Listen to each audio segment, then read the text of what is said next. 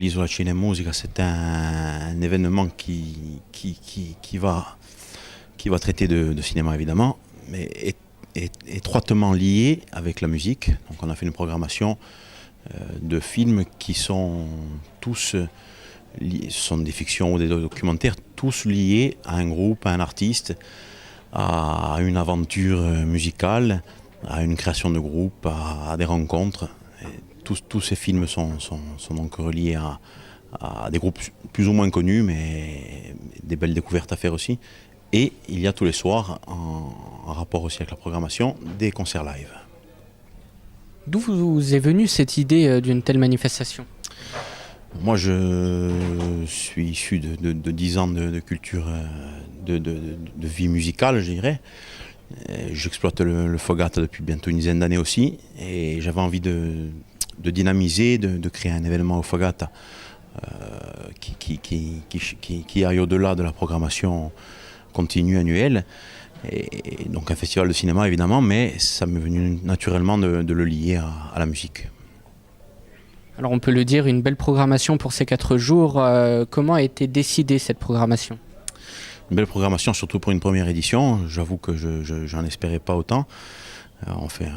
Il y a des clins d'œil aux Stones, aux Beatles, à The Police. On a des lives aussi avec des gens, des locaux, et ça c'est important pour moi. Une programmation qui s'est décidée avec une équipe tout entière, c'est pas moi tout seul. On a tous participé plus ou moins à la programmation. On a décidé tous ensemble au dernier moment. Et ça a été compliqué, mais ce qui est rassurant, c'est qu'on a encore beaucoup de choses à exploiter pour les prochaines éditions. Y a-t-il un lien entre la programmation cinématographique la journée et votre programmation musicale le soir? Déjà, l'Isola Cine Musica, donc festival de cinéma et de musique.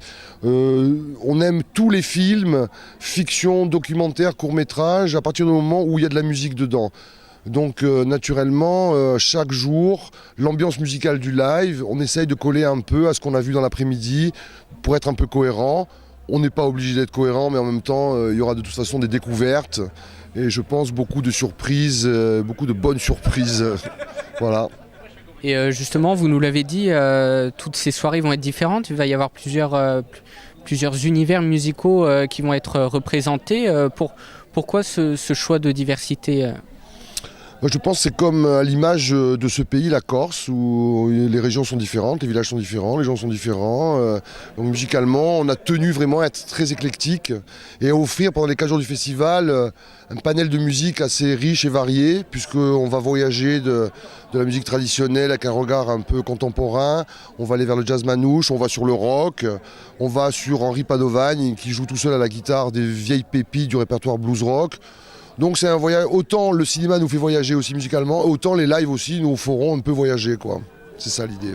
Plus qu'une chanson originale, une rencontre pourtant peu banale. On faisait route derrière nos vies quand la musique nous réunit.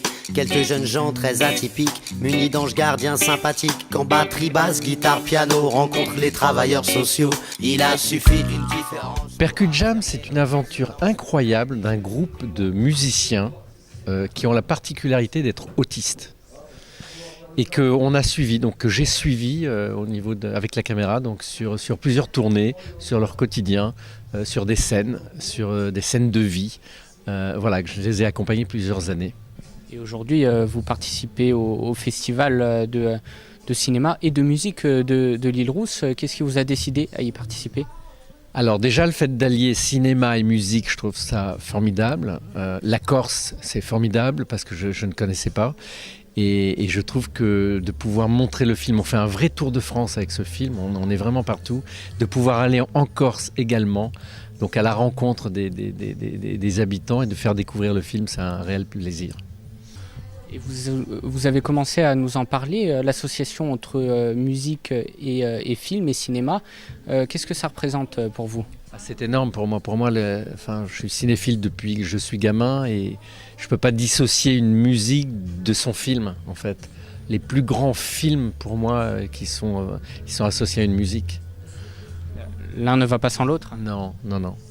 Et même le silence, parce qu'on en parlait tout à l'heure, même un film qui n'aurait pas de bande-son musicale aurait quand même une bande-son musicale finalement. Il y a toujours de la musique.